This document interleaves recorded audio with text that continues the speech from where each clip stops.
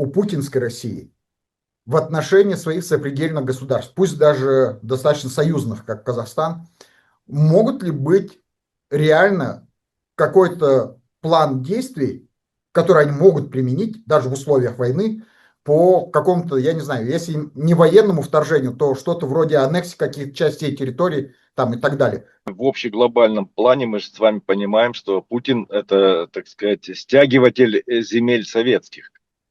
Это его идея фикс, это он готов умереть как бы сразу после того, как он это сделает, завершит и скажет: все, я пошел. То есть это то, чем он живет сегодня. И как он считает, что это вот как раз то, что нужно там россиянам, которые спят и видят себя снова гегемонами в СССР, так сказать, гегемонами в отношении всех остальных народов.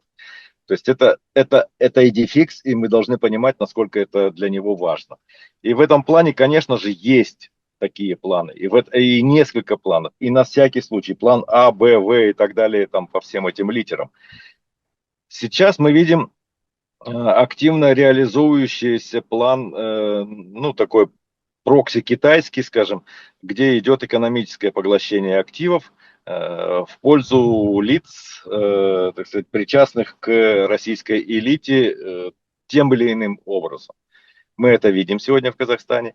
И я думаю, что оно продолжится, потому что у Китая это очень здорово получается. Он как бы инвестирует в коррупцию на высшем уровне, коррупция сжирает его инвестиции, приходит время отдавать долг, долго давать нечем, отдают там портами, пароходами, территориями, самолетами, чем угодно.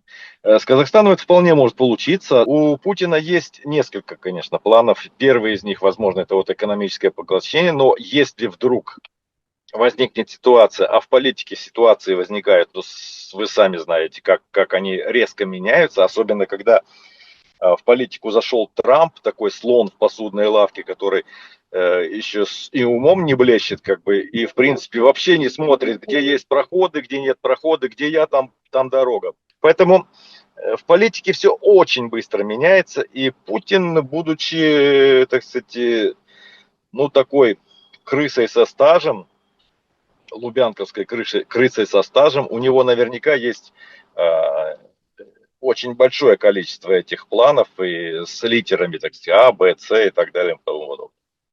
Владимир Иванович, кстати, а в Украине, в украинском информационном поле, что говорят, что пишут по поводу предстоящей встречи Путина и Трампа? Есть ли какие-нибудь уже такие, скажем так,